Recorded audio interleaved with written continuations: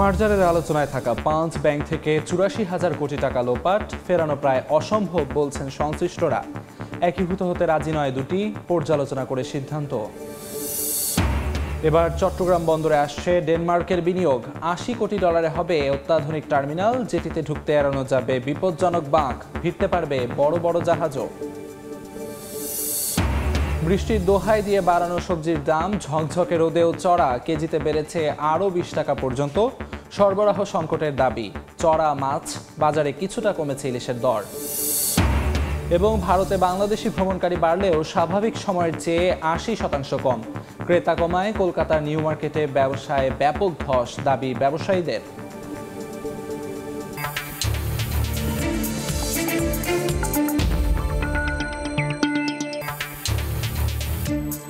দেখছিলেন শিরোনাম। আমন্ত্রণ জানাচ্ছি দেশ ও দেশের বাইরের অর্থ বাণিজ্যের নানা খবর নিয়ে আমাদের নিয়মিত আয়োজন এ সময়ের বাণিজ্যে। আপনাদের সঙ্গে আছি আমি আমিরুল ইসলাম আলিফ। এস আলম ও নজরুল ইসলাম মজুমদারের হাতে থাকা 5 ব্যাংকের ভাগ্য এখন বাংলাদেশ ব্যাংকের হাতে। তবে এস আলমের লোপাট করা ৮৪,০০০ কোটি টাকা এসব ব্যাংকে ফেরানো প্রায় অসম্ভব বলে মনে করেন ব্যাংক ও আদালত সংশ্লিষ্টরা। ফলে যে দুই ব্যাংক এক হতে চায় না, তাদের ইতিবাচক অবস্থায় ফেরা অসম্ভব। বাংলাদেশ ব্যাংক বলছে শেষ পর্যন্ত কটি ব্যাংক নিয়ে মার্জার হচ্ছে তা পর্যালোচনা করে সিদ্ধান্ত নেওয়া হবে। সেলিয়া সুলতানার রিপোর্ট। ব্যাংকের টাকায় কেউ বিদেশে করেছেন হোটেল, কেউ এলসির আড়ালে আত্মসাৎ করেছেন নিজের দায়িত্বে থাকা ব্যাংকের অর্থ। এমন সব অভিযোগ ব্যাংক খাতকে সর্বশান্ত করা দুই মাফিয়া, সাবেক এবিবি চেয়ারম্যান নজরুল ইসলাম মজুমদার এবং ব্যাংক টাইকুন ব্যবসায়ী এস আলমের বিরুদ্ধে। নজরুল ইসলামের বিরুদ্ধে অভিযোগ, 2023-24 সালের জুলাই পর্যন্ত ফ্ল্যামিঙ্গো এন্টারপ্রাইজ নামের ভুয়া প্রতিষ্ঠানকে দফায় দফায় 615 কোটি টাকা দেয় তারই ব্যাংক এক্সিম, যা ব্যাংকের চেয়ারম্যান নজরুল ইসলাম মজুমদারের নাসা গ্রুপ সংশ্লিষ্টরা উত্তোলন করে। ব্যাংক খাতের আরেক মাফিয়া এস আলম তার নিয়ন্ত্রণাধীন ব্যাংকগুলোর মধ্যে একীভূতকরণের তালিকায় থাকা ফার্স্ট সিকিউরিটি, সোশ্যাল ইসলামী, গ্লোবাল ইসলামী ও ইউনিয়ন ব্যাংক থেকে ঋণ জালিয়াতির অঙ্ক ৮৪,০০০ কোটি টাকার বেশি। এই ব্যাংক লুটেরার সর্দার ছিল এস আলম এবং নাসা গ্রুপের চেয়ারম্যান নজরুল ইসলাম মজুমদার। কোনো ক্ষেত্রে উইক তদন্ত হচ্ছে, হয়তো দুর্নীতি করছে ৪,০০০ কোটি, তার বিরুদ্ধে হয়তো পাওয়া গেল ৫০০ কোটি। এদিকে সম্প্রতি দুর্বল 5 ব্যাংকের শুনানি শেষ করেছে বাংলাদেশ ব্যাংক। ব্যাংকগুলোর প্রায় ৯০ থেকে ৯৮% পর্যন্ত এস আলমের নিয়ন্ত্রণাধীন নামী বেনামী প্রতিষ্ঠানের নামে। ফলে এই অর্থ আদায় নিয়ে সন্দিহান সংশ্লিষ্টরা। তবে শেষ পর্যন্ত মার্জারে কটি ব্যাংক একীভূত হবে তা নিয়ে পর্যালোচনা করেই সিদ্ধান্ত নেওয়া হবে বলে জানান বাংলাদেশ ব্যাংকের মুখপাত্র। কেন্দ্রীয় ব্যাংকের পয়েন্ট অফ ভিউ থেকে মার্জার এই মুহূর্তে ওই ব্যাংকগুলোকে রক্ষা করার একমাত্র উপযুক্ত পন্থা। কোনো ব্যাংক যদি বলে আমরা মার্জার আওতায় আসবো না, যদি বাংলাদেশ ব্যাংক আমাদেরকে লিকুইডিটি সাপোর্ট দেয়, তবে আমরা ঘুরে দাঁড়াতে সক্ষম। মনে রাখতে হবে, বাংলাদেশ ব্যাংক এই মুহূর্তে কেউকে কোনো লিকুইডিটি সাপোর্ট দিবে না। ব্যাংকগুলিকে তাদের নিজের পায়ে নিজেদেরকে দাঁড়াতে হবে। এদিকে মার্জারের প্রক্রিয়া দ্রুত শুরু হবে জানিয়ে বাংলাদেশ ব্যাংক সংশ্লিষ্টরা জানান, দৃশ্যমান পরিবর্তন ঘটতে সময় লাগবে আরও 1 থেকে 1.5 বছর। সেলিয়া সুলতানা, সময় সংবাদ, ঢাকা। বৃষ্টির দোহাই দিয়ে বাড়ানো সবজির দাম ঝকঝকে রোদেও কমছে না। সাপ্তাহিক ছুটির দিনের বাজার পরিস্থিতির খবর জানাতে এই মুহূর্তে রাজধানী কারণ বাজারে আছেন সহকর্মী অন্তরা সেন। সরাসরি চলে যাচ্ছি তার কাছে। তপ্ত রোদে পুড়ছে শরীর, আর রাজধানীর কাঁচা বাজারের সবজির দামে গরম হয়ে আছে রাজধানীর বাজার। আমি এখন আছি কারওয়ান বাজারে। সকাল থেকে বাজার ঘুরে দেখতে পেয়েছি কাঁচা সবজির দামের ঊর্ধ্বগতির কারণে কিন্তু নাভিশ্বাস অবস্থা ক্রেতাদের। বিক্রেতাদের দাবি, গেল সপ্তাহের তুলনায় সবজির দাম কিছুটা কমেছে, কিন্তু ক্রেতারা কিন্তু ভিন্ন কথা বলছেন। তারা বলছেন যে তাদের মতে সপ্তাহ ব্যবধানে সবজির দাম 10 থেকে 20 টাকা পর্যন্ত বেড়েছে। বর্তমানে পটল, কাঁকরোল, করলা, বরবটি, ঢ্যাঁড়স সবই কিন্তু বিক্রি হচ্ছে 80 টাকায়। বেগুনের কেজিও কিন্তু মানভেদে 80 থেকে 100 টাকা পর্যন্ত। টমেটো বিক্রি হচ্ছে 120 টাকা কেজি। সাধ্যের মধ্যে আছে কিন্তু শুধুমাত্র পেঁপের দাম, আর 40 টাকা কেজিতে পেঁপে বিক্রি হচ্ছে। বিক্রেতারা বলছেন কিন্তু এই মৌসুম যেহেতু শেষের দিকে, এই জন্য সবজির দাম কিছুটা বেশি। আর কিছুদিন আগে পর্যন্ত বর্ষা মৌসুম থাকার কারণে সরবরাহ কম ছিল, এই কারণে সবজির দামের ঊর্ধ্বগতি ছিল। যেহেতু শীতের সবজি বাজারে আসতে শুরু করেছে, ধীরে ধীরে সবজির দাম নিয়ন্ত্রণে আসবে বলে বিক্রেতারা দাবি করেছেন। আর এদিকে বর্ষার মৌসুম শেষ হবার কারণে কিন্তু মরিচের দামও কিন্তু কমতে শুরু করেছে। আজ বাজারে প্রতি কেজি কাঁচামরিচ কিন্তু বিক্রি হয়েছে 160 টাকায়, গেল সপ্তাহে যা ছিল 180 থেকে 200 টাকা কেজি। আর এদিকে জাতীয় মাছের দাম কিন্তু সপ্তাহ ব্যবধানে 100 থেকে 300 টাকা পর্যন্ত কমেছে। প্রতি কেজির এক পিস ইলিশ কিন্তু বর্তমানে বিক্রি হচ্ছে 2300 টাকায়, আর 1.5 কেজির এক পিস ইলিশ যদি ক্রেতাকে কিনতে হয় তবে কিন্তু গুনতে হবে 4500 টাকা পর্যন্ত। এই ছিল আমার কাছে রাজধানীর বাজার ব্যবস্থার সর্বশেষ খবরাখবর। বাজার পরিস্থিতির সবশেষ খবর জানাচ্ছিলেন সহকর্মী অন্তরা সেন। সৌদি আরবের রেড সি গেটওয়ের পর চট্টগ্রাম বন্দরে এবার বড় ধরনের বিনিয়োগ নিয়ে আসছে ডেনমার্ক ভিত্তিক প্রতিষ্ঠান মার্কস লাইন শিপিং। অন্তত 800 মিলিয়ন মার্কিন ডলার খরচ করে কর্ণফুলী নদীর তীরবর্তী লালদিয়ার চরে অত্যাধুনিক টার্মিনাল নির্মাণ করবে প্রতিষ্ঠানটি। সব জটিলতা কাটিয়ে চলতি বছরেই চুক্তি স্বাক্ষর করতে যাচ্ছে বাংলাদেশ ও ডেনমার্ক। শাখাটিপুর ছবিতে বিস্তারিত জানাচ্ছেন কমল দে। বিশ্ব সমুদ্র পরিবহন বাণিজ্যে জাহাজ পরিচালনার পাশাপাশি কন্টেনার ভাড়ার ক্ষেত্রে শীর্ষস্থান দখল করে আছে ডেনমার্ক ভিত্তিক প্রতিষ্ঠান মার্কস লাইন। আবার বাংলাদেশের সমুদ্রপথে পণ্য পরিবহনের মার্কস লাইনের হিস্সা অন্তত 40%। সেই প্রতিষ্ঠানটি এখন আসছে চট্টগ্রাম বন্দরে বিনিয়োগের আগ্রহ নিয়ে।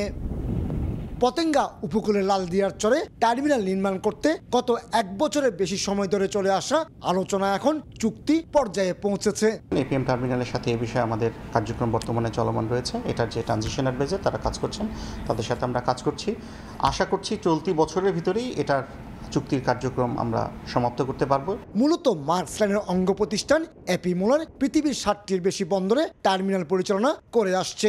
এক্ষেত্রে প্রতিষ্ঠানটির জন্য প্রথম পর্যায়ে লালদিয়ার চরের 2টি অংশে 32 এবং 7.15 একর জায়গা বরাদ্দ রেখেছে চট্টগ্রাম বন্দর কর্তৃপক্ষ। তারা এখানে প্রায় 7 থেকে 800 মিলিয়ন মার্কিন ডলার বিনিয়োগ করবে। তারা বিশ্বব্যাপী তারা বিভিন্ন টার্মিনাল যেভাবে চালায় এবং সেরকম উন্নত যন্ত্রপাতি, উন্নত প্রযুক্তি এখানে নিয়ে আসবে।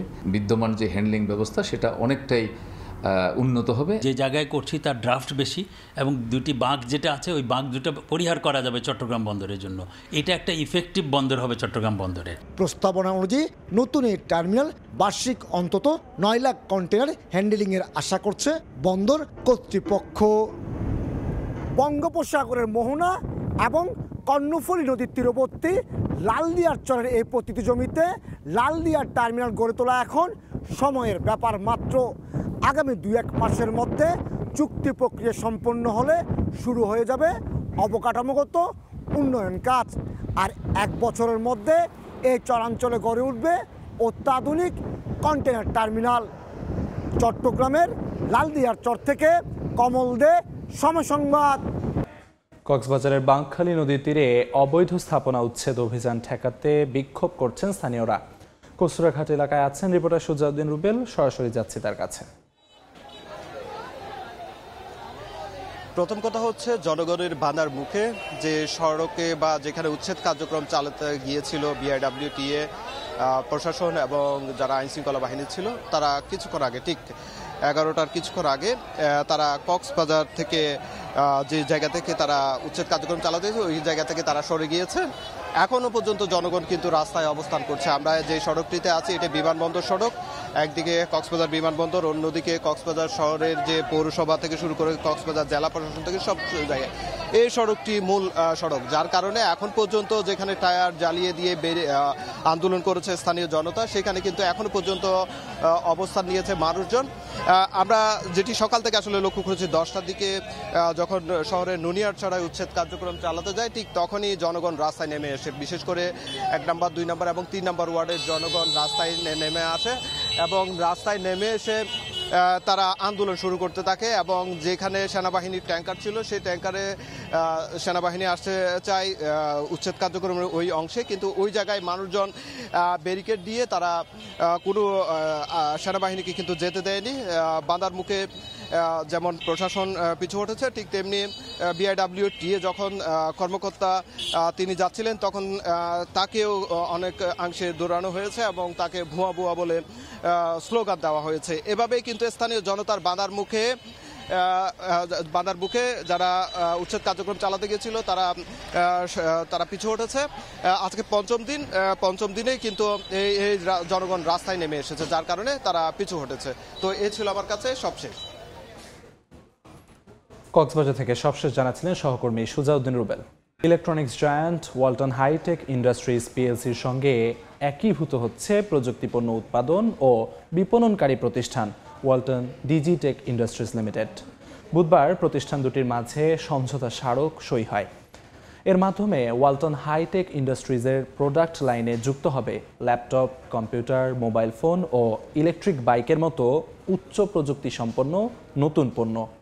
স্থানীয় বাজারে চাহিদা পূরণের পাশাপাশি ইউরোপ, আমেরিকা, এশিয়া, মধ্যপ্রাচ্য ও আফ্রিকাতেও ব্যবসার প্রসার বাড়াচ্ছে ওয়ালটন হাইটেক।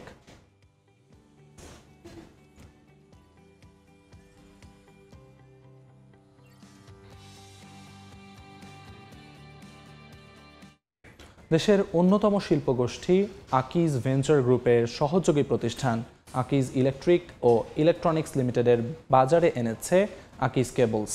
বৃহস্পতিবার আকিজ হাউসে ব্র্যান্ডটির উদ্বোধন করেন আকিজ গ্রুপের প্রতিষ্ঠাতা শেখ আকিজ উদ্দিনের সহধর্মিণী মনোয়ারা বেগম। এ সময় প্রতিষ্ঠানটির chairman SK Shamim Uddin, Akij electric and ইলেকট্রনিক্সের বিজনেস হেড ASM আওয়াল উপস্থিত ছিলেন। অনুষ্ঠানে জানানো হয়, প্রথম ধাপে ঘরোয়া ও বাণিজ্যিক ওয়্যারিংয়ের কাজে ব্যবহার উপযোগী ডোমেস্টিক কেবলস বাজারে আনা হয়েছে। সারা দেশে বিভিন্ন দোকান ও ডিলার পয়েন্ট থেকে এই কেবল সংগ্রহ করতে পারবেন গ্রাহকরা। প্রতিটি কেবলের সঙ্গে থাকবে 25 বছরের পারফরম্যান্স ওয়ারেন্টি। বিশ্বের বিভিন্ন দেশে কয়েক ঘন্টা বিভ্রাটের পর অবশেষে গুগলের বিভিন্ন সেবা কার্যক্রম আবার সচল হয়েছে। পর্যবেক্ষণকারী ওয়েবসাইট ডাউন ডিটেক্টর জানায়, স্থানীয় সময় বৃহস্পতিবার হঠাৎ গুগলের বিভিন্ন সেবা কার্যক্রম ব্যাহত হয়ে পড়ে। বারবার চেষ্টা করেও ক্রোম ব্রাউজার, গুগল ট্রান্সলেট সহ অন্যান্য সেবা ব্যবহার করতে পারেননি গ্রাহকরা। এতে সেবা বঞ্চিত হয় লাখ লাখ মানুষ। তুরস্ক সহ ইউরোপের অনেক দেশ এই বিপর্যয়ের মুখোমুখি হয়েছিল বলে জানা গেছে। ট্র্যাকার ওয়েবসাইট এক প্রতিবেদনে জানিয়েছে, তুরস্ক, জার্মানি, নেদারল্যান্ডস, গ্রিস সহ অন্তত 38টি দেশে গুগলের সেবা ব্যাহত হয়।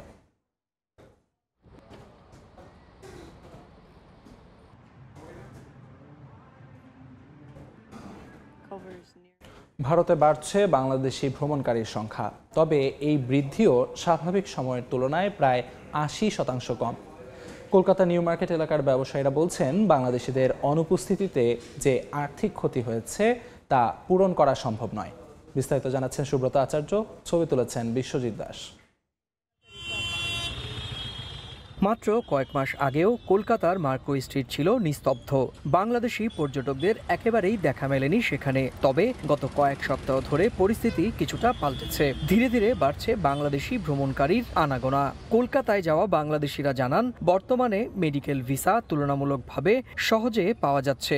প্রয়োজনীয় কাগজপত্র জমা দিলে দ্রুতই মিলছে এই ভিসা। রোগীর সঙ্গে আগে যেখানে মাত্র একজন অ্যাটেন্ডেন্ট ভিসা পেতেন, এখন দেয়া হচ্ছে দুজনকে।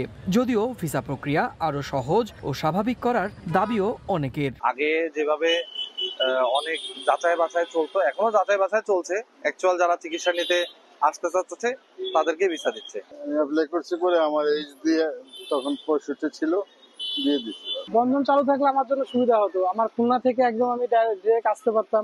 2023 সালে ভারতের ইতিহাসে রেকর্ড সংখ্যক বাংলাদেশি পর্যটক ভ্রমণ করেন। পদ্মা সেতুর সুফলে কলকাতার ব্যবসায়ীরা আশায় বুক বেঁধেছিলেন, করেছিলেন নতুন বিনিয়োগও। কিন্তু গেল বছর 5 আগস্টের পর থেকে অনেক কিছুই বদলে যায়। 13 আগস্ট থেকে ঢাকার ভারতীয় হাইকমিশন সাধারণ পর্যটন ভিসা প্রদান বন্ধ রেখেছে। ভিসা না পাওয়ায় বন্ধ হয়ে যায় বাংলাদেশিদের যাতায়াত। কোটি কোটি টাকার ক্ষতির মুখে পড়েন ভারতীয় ব্যবসায়ীরা। করোনার সময়ও এত খারাপ যায়নি। করোনার সময়ও পেশেন্ট যারা এসছে তারা ট্রিটমেন্ট গুলো যে সেবা পেয়ে যে তখনও আমরা বসে দেখেছি, তখনও এত ক্রাইসিস হয়নি, এরকম ক্রাইসিস আমরা দেখিনি। ভিসা দেখছি মনে হয় আগামী 2-4-10 দিনের মধ্যে আরো ডেভেলপমেন্ট হবে। এখনো পর্যন্ত কলকাতার নিউ মার্কেট এলাকার বাংলাদেশি হোটেল পাড়া ও পর্যটক নির্ভর ব্যবসায়ীরা টিকে থাকার লড়াই চালিয়ে যাচ্ছেন। তবে সংকট কাটিয়ে পরিস্থিতি দ্রুত স্বাভাবিক হবে বলে আশা তাদের।